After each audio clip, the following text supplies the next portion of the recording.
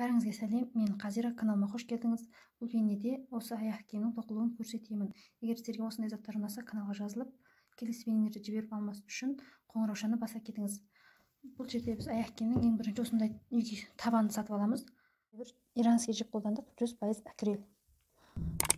Мына жерден қол саусақпен, саусағыңызбен 4 елі мөлшерінде, қатты кең емес, тура 4 елі сиятындай қалдырып, 4 елі көз мөлшерімен қалдырамыз да, сосын бастаймыз жұмысымызды. Мен мына жерден іліп алып тұрмын, егер мына жағымен санайсыз 1, 2, 3, 4, 5, 6. Жетіншісінен негізінен стандарт түрде 7-6 қалғаны дұрыс. Жіп санау егер мынамен ұқсайтындай болса. Негізінен 4 саусақпен бірлестіріп аламыз. Ең бірінші осылай ілмекпізбен 2 жіпті іліп аламыз бер жана. Содан кейін мына жіпті алдына қарай қайырып, қысқа жіпті. Ұзын жіпті мына жерден керісінше шығарып аламыз да, бір жерге 2 реттен тоқимыз.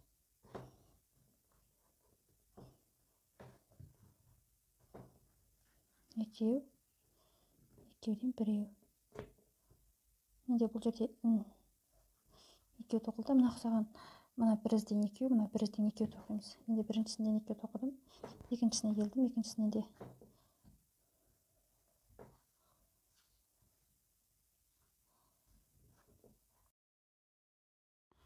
екіншісінде де тура сондай біріншісі сияқты бір ұзын жіптің астына 2 рет іліп алу арқылы 2 жіптен 1 жіп тартып, және тура осылай 2 рет тоқимыз.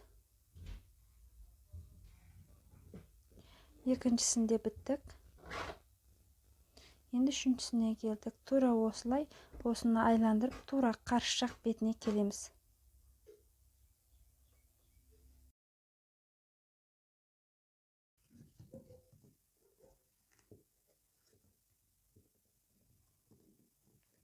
Мына жағымен бірдей болды. Мына түзусізгі бірдей келдік. Енді мына жерден керісінше бұрыл ілгегіне жасаймыз. Бұрыл ілгегіне біреу, 2 көтерем.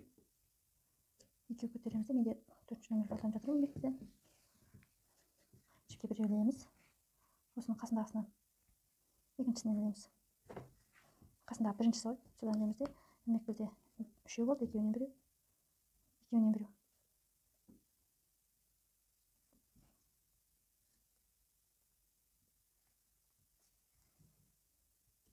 Ілмек бізде біреу. Мына жақ бір ізінен өткілеміз. Ілмек бізде 2, 2-нен біреу, 2-нен біреу. Ілмек бізде біреу ілеміз. Мына тесттен кіргізіп, біреу алып шығамыз. Ілмек бізде 3 болады.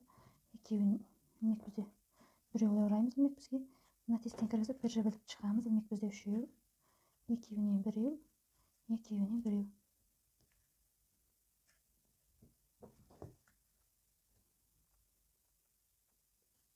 Тура осы әдіспен мына жақ шетіне дейін тоқып шығамыз.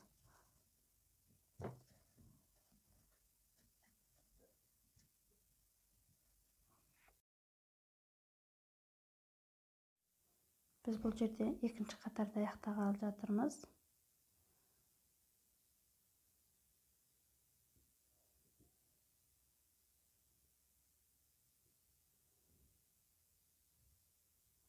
Екінші қатарды аяқтап болды. Енді үшінші қатарда бұрылма ілмектен біреу бұрылма ілмек жасап алып, тура соның қасындағы бірінші ізден бірінші қатардағыдай кіргіземіз. Ілмек бізде 2 жіп, 2-нен бірге тартып шығу әдісімен шетін айландырып тоқып шығамыз қарсы жақ бетіне дейін. Ілмек бізде 2, 2-нен біреу. Тура осы әдіспен айландырып қарсы жақ бетіне шығамыз. Біз бұл жерде бастаған 3-ші қатарымызды аяқтап жатырмыз.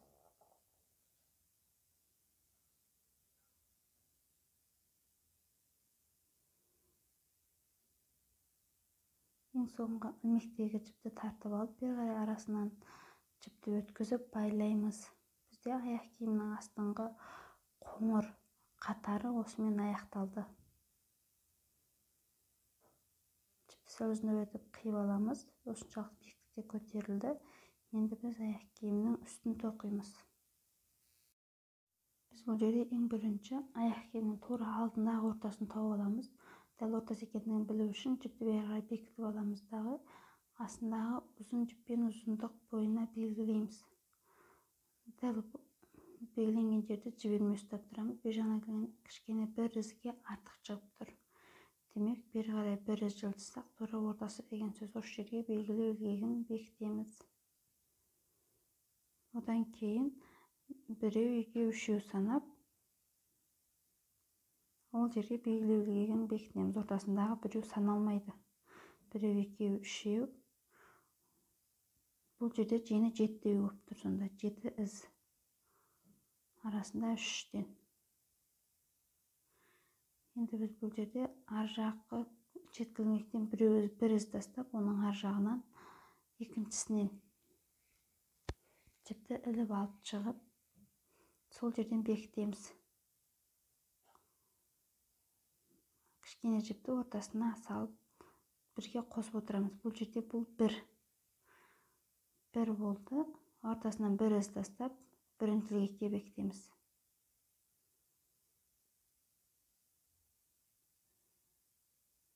Екі, үш, төрт,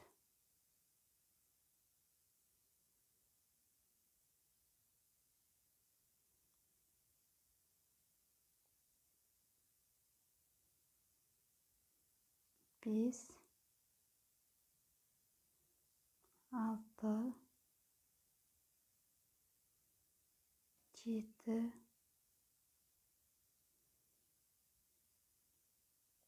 сегіз,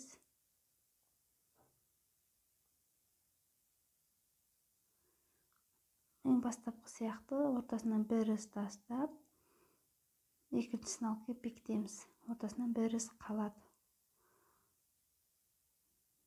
Сонда бұл жерде 9-шы ілмек болды бұл. 9-шы ілмек алып келіп бекітеміз. Бекітіп ілмектегі жіпті бері қарай тартып алып шығып, жіппен байлаймыз.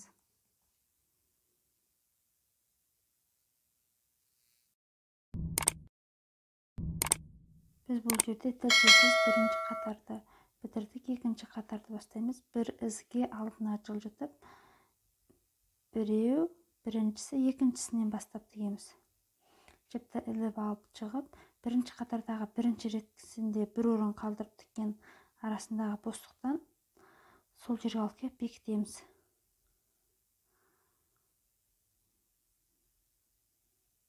Сол жерден жіпті алып шығып, екі жіптен біреу әдісімен тоқыдық. Бұл бізде екінші қатарда біз тілше тоқимыз. Қызыл жіптің ең астыңғы қатарынан астынан аламыз. Ол тілше ұзынырақ болады бізде. Әрбір екі тілшенің арасында 3-3-тен 3 із қалдырып тігеміз. 1,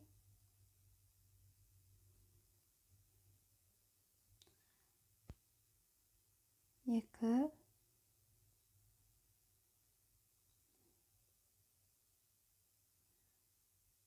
3, енді екінші тілше тоқимыз. Бірінші қатардың астынан аламыз.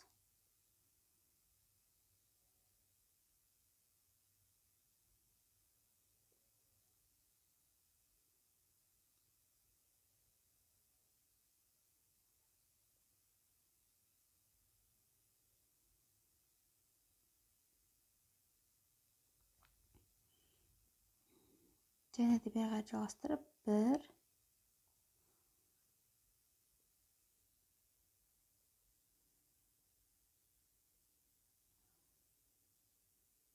екіншісі, үшіншісін бір орын алт жаққысында тура солай бір із қалдырып, екіншісінен тоққан сияқты, бер жаққысында тура сондай бір із қалдырып, екіншісінен тоқимыз. Бұл жерде біріншідегі тілше, екінші қатарда үшінші тілше болу керек. Бізде ендігі тоққалы жатқанымыз үшінші қатарында біз тілше тоқымаймыз. Бір жай тілшесіз қатарды оқимыз. Одан тілчесі бар қатар, одан тілчесі жоқ, одан тілчесі бар. Тура осылай да оқылады. Біз біріншісінде тілчесі тоқыдық, екіншісінде тілчемен тоқыдық қой. Енді тілчесіз қатар тоқимыз. Тура алдындағы сақтан жерден бір орын қалдырған бостықтан іліп қосамыз екінші қатарға. Тура осы әдіспен ілмек бізде екі жіптен тартып алу әдісімен біз осы қатарды аяқтап екінші жақ жанына шығамыз.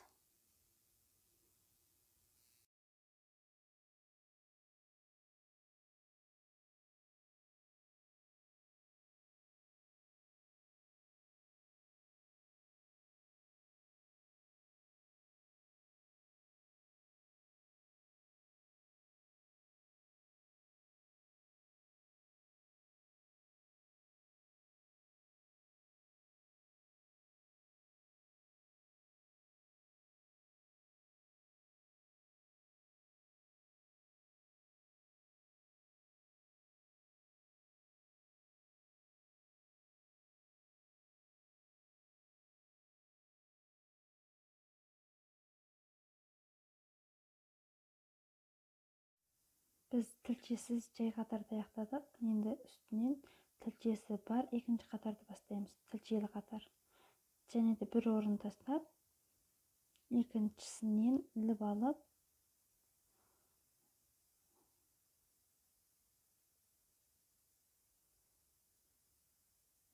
тоқимыз. Бұл жердегі енді бірінші тілчені астындағы жай тілчесіз қатардың басталған тұсынан шеткі жағынан бірінші тілче жасаймыз.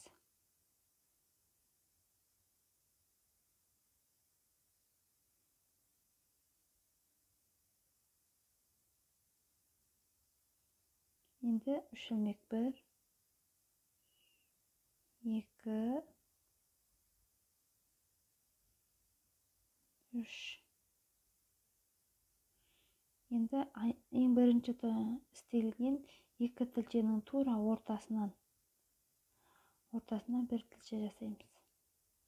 Одан кейін де тағы да 3 жіп алып, 1, 2, 3. 3 жіп алып, оның астындағы жай қатардың мына жақ шетіндегі аяқталған тұсынан және де бір тілче жасаймыз.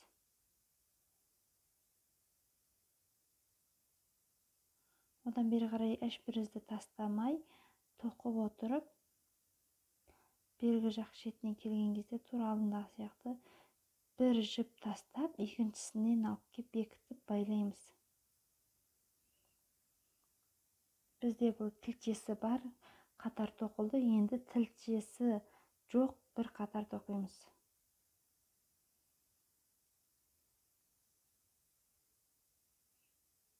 Тілчесі жоқ қатарды да ортасынан бір із тастап, екіншісінен бекітеміз. Бір екіншісінен алып,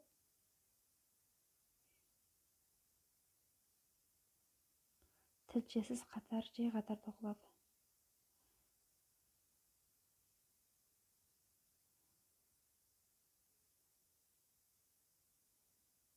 Тура осы әдіспен осы қатар бергі жақ бетіне келеді. Бұл жердегі басты ескеретін жайт, бірінші жолы екі тілче болса, одан кейінгі тілче 3, одан кейінгі тілче 4, одан кейінгі тілче 5 болып, тура солай 8 тілче болғанша осы тілчелер қатарын көбейтіп тоқып отырамыз.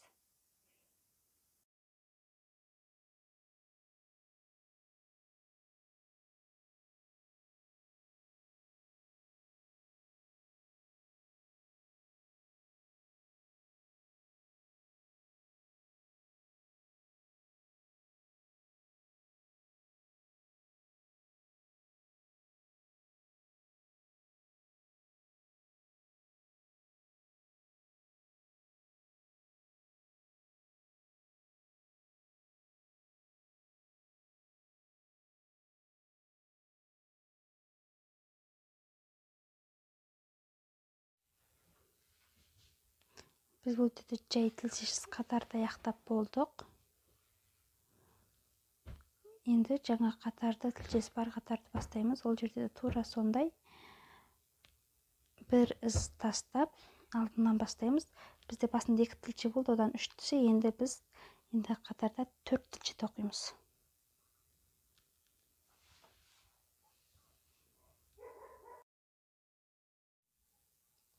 Бір ілмек. Астындағы бірінші қатардан ілген бостық бар. Екеуінің артасына бір із тастап кеткенбіз. Сол жерден бастаймыз. 2 ілмек.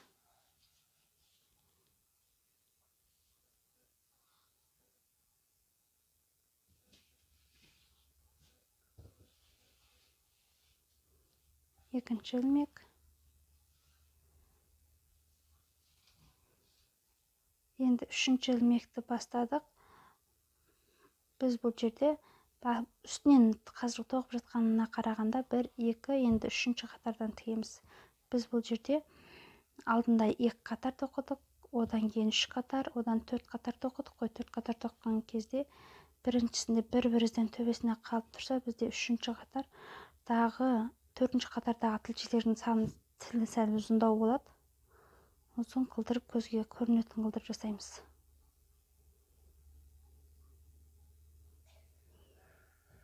Әрбір қатардың бірінің қатарын бірінің тұсынан, бірінші қатар мен үшінші қатар, үшінші қатар мен одан кейінгі 5-ші қатар бірінің үстінен бірін келу керек.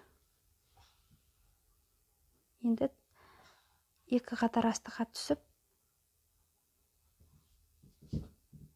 екіншісінен бастаймыз. Әрбір тілшенің арасынан 3-3-тен із қалып отырады. 1 із, 2 із, 3-ші із. Енді тура астындағы бірінші қатарға параллель. Бұл жерде 3 тоқыдық. Енді тура біріншісінің тұсынан, бірінші тілшенің тұсына алып кеп, сол жерден тілше тоқимыз. Соның тура үстінен бір із қалдырып. Сол жерден тілшені шығардық. Енді тағы 3 тізбек тіземіз. 1, 2, 3.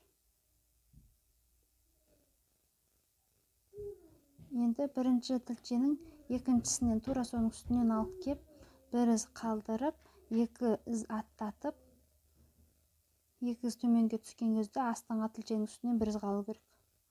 Тура осылай тағы бір тілше тоқимыз. Және де 300 алдыға жылжимыз.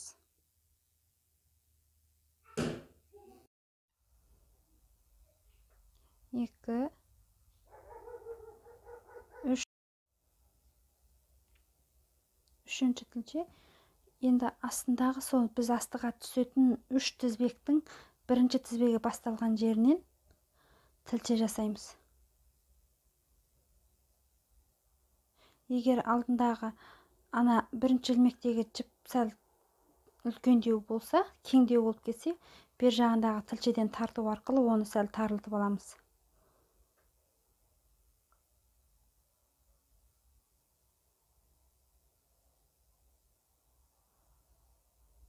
Бер жақ шетінен де 3 тілше тоқылады, 2. Енді үшіншісін бір із аттатып, бер жаққа шетімен қосқанда 3 жіп болады. Енді жіпті байлап, ендігі біз жай қатар тігеміз.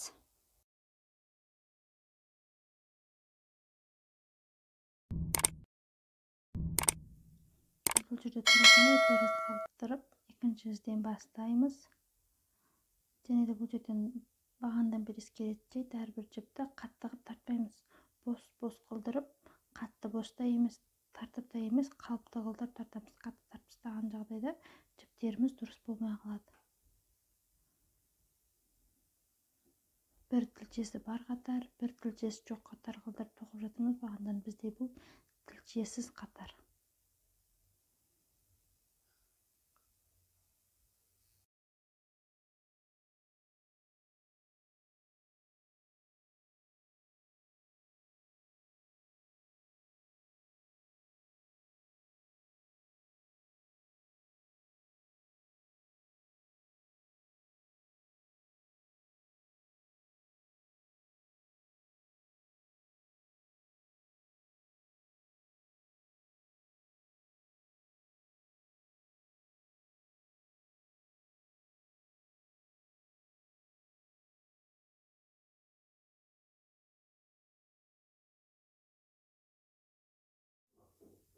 біз енді бұл жерде тілшесі бар қатарды оқимыз. Тура сондай бір із алдыға жылжып, сол жерден бекітеміз. Бұл бізде екінші жіп кетті.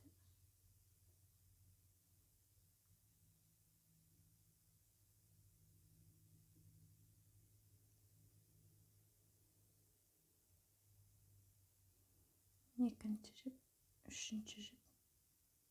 300 кеттік. Енді 300-ден кейін оның астына екі із төмен түсіп, тура екі іздің астындағы бірінші қатардың басталған жерінен тілше тоқимыз.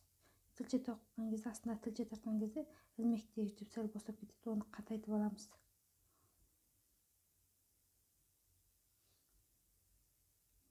Әрбір тілшенің арасында 3 жіп болады. 1, 2,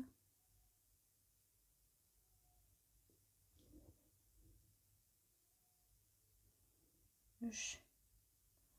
Біз енді тағы да бір тілше тоқимыз.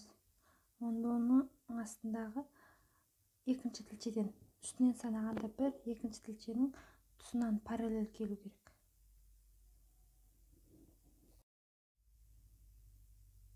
Бұл жерде тағы да үшеу тоқимыз. Екеу, үшіншісі.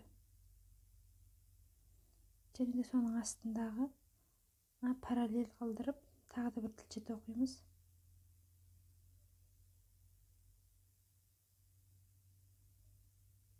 Әрбір тілшенің арасында 3 ізден болады.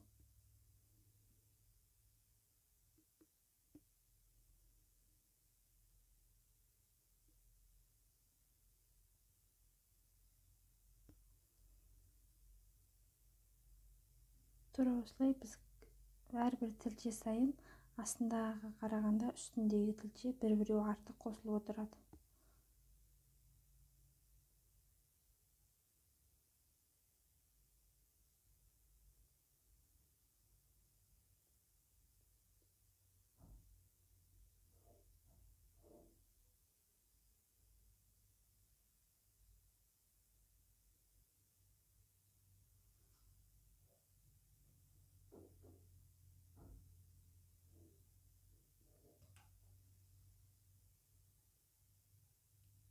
Біз міне тілшесі бар қатарды біттік.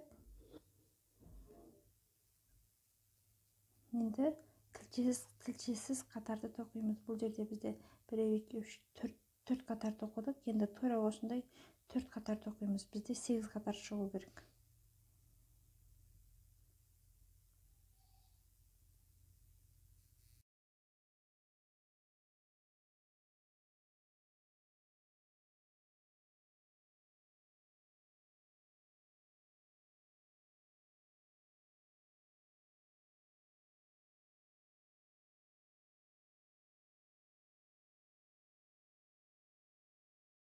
Мен бұл жерде 7 қатар тіктім. 1, 2, 3, 4, 5, 6, 7. 7 қатар тіктім. 8-ші қатардың астындағы жай қатарын тоқып шықтым. Енді бұл жерде ең соңғы 8-ші қатардың тілшесін тоқимыз. 1, 2. Екіншісінен бастаймын. Мына жіп тартылып қалмайтындай етіп қалдырамыз. Бұл жердің бірінші жай қатардың арасындағы бостықтан келіп өткізіп, осылай тоқимыз. Және де бұл жерден 3 қатар алдыға жылжимыз.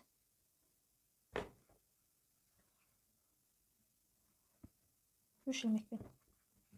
2, 3 болды. Енді біз мына қатардың тұсына келдік. Осы қатардан ұзын тілше жасаймыз. Бұл бірінші тілше. Бірінші тілше. Және 3 тоқимыз осы жерден жалғасты. 1, 2, 3. Үшінші тілше келдік. Және мына астындағы мына тілшенің үстінен бір із қалдырып, соның тура тұсынан тілше жасаймыз. Бұл екінші тілше. Және де 3 тоқимыз. 1, 2, 3. 3 тоқыдық. Енді біз мынаның тілшенің тура тұсынан бір із қалдырып, 2 ізге төмен түсеміз. 1, 2 ізге төмен түсеміз. Астыңғы тілшеден үстінен бір із қалдырып.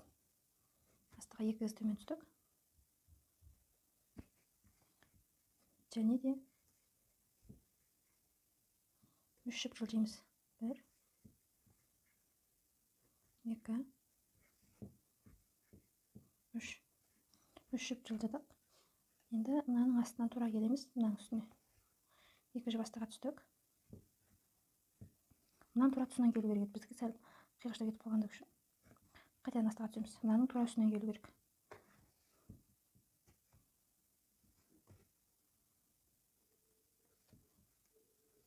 Қайтадан 3 жіп алдыға жылжимыз. 1 2 3 жіп алдыға жылжыдық. Енді мынаның тура үстінен келеміз.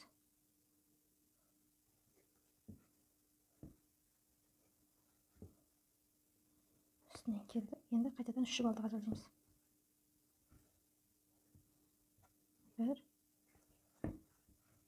2 3 жіп жылжыдық. Мына жіптің үстінен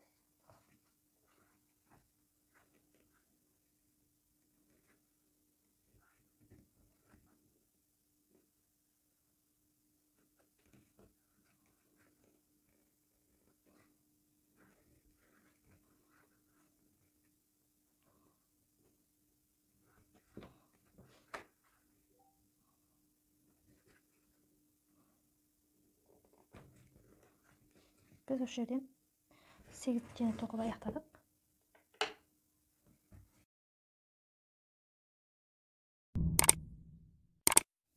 Бұл жерден 8-ші соңғы тілшесі бар қатарды аяқтадым. Енді соңғы тілшесіз қатарды тоқимын.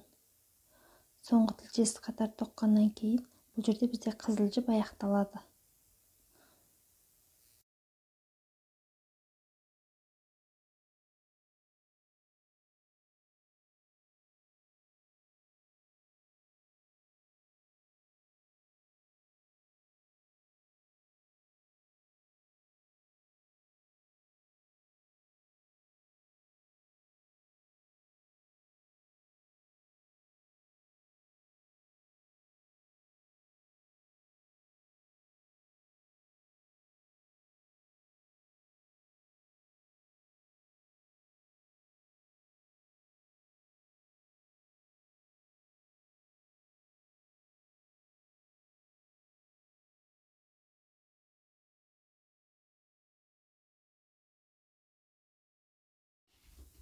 Біз енді мына жердегі қоңыр жерін тоқимыз.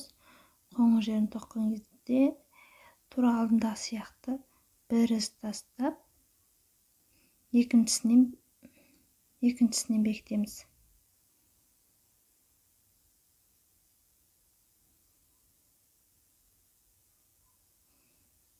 Жіпті бері қарай алып шықтым. Неғұрлым ана ортасында бірге тоқып кететін жіптің қысқа болғаны дұрыс.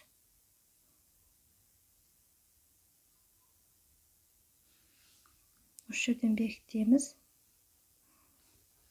Демек бізге бір жіп алып, бірінші тесттен бекітеміз. Демек бізде 2 жіп алып шығамыз. 3 жіп, екеуінен біреу, екеуінен біреу. Және демек бізге 2 жіп, оны келесі ізден тоқимыз. Осылай әрбір ізден ілмек бізде 3 жіп, екеуінен біреу әдісімен келесі бетіне дейін тоқып шығамыз.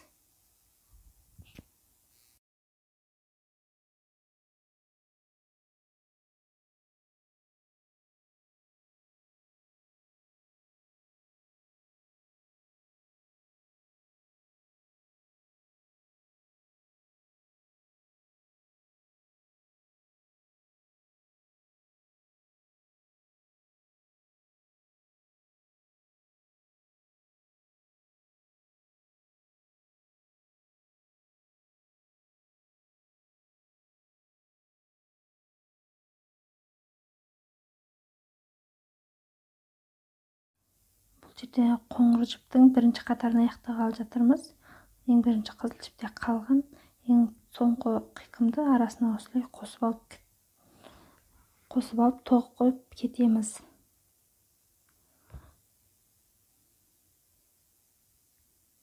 Бұл жерде ілмек бізде 3 жіп іліп, екеуінен біреу әдісімен осылай бірінші қатарды аяқтап,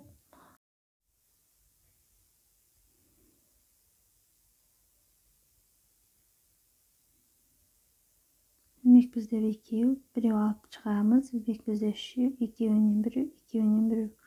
Тура осы әдіспен бір қатарды аяқтадық. Осы жерден аяқтағаннан кейін жіпті түйіп,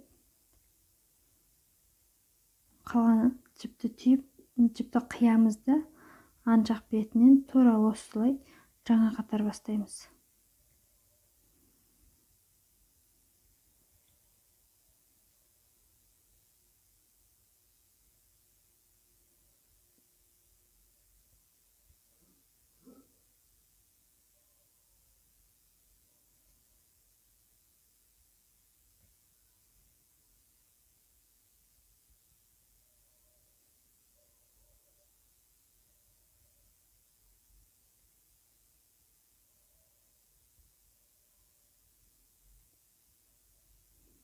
Енді біз бірінші қатарды біттік, екінші қатар да тура сондай, екінші қатар бірінші қатар ұқсайды да, үшінші қатар жай ілмек арқылы екінші қатарды бастадық. Екінші қатарды да тура бірінші қатар сияқты. Ілмек бізде 3 жіп, екеуінен біреу. Тура осылай екінші қатар аяқталады.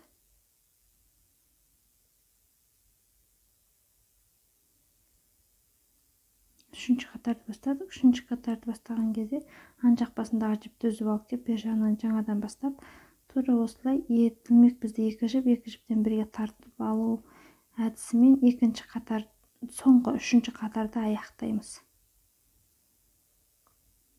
Ан жақ басына барамыз, бізде дайын. Енді біз бұл жердегі аяқ киімнің мына жақ шетіндегі тоқылған жіптері көрініп тұр ғой. Оларды жастыру үшін анны тура аржандағы сияқты қылып шетіне жиек басамыз. Жиек басқанда ең бірінші жіптен астап түйіншек түйіп аламыз, жіп шешіліп кетпес үшін.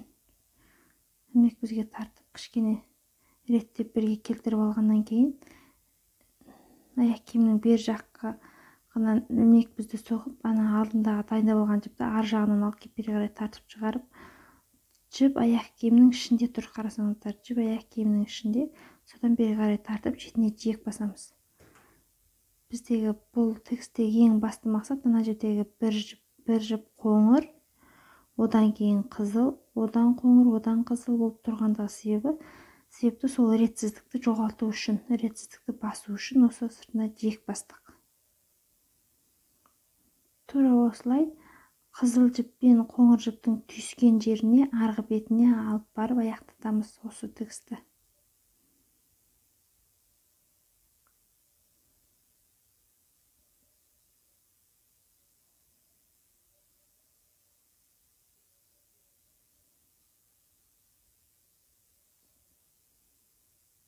Міне бері жақ шетіне келдік.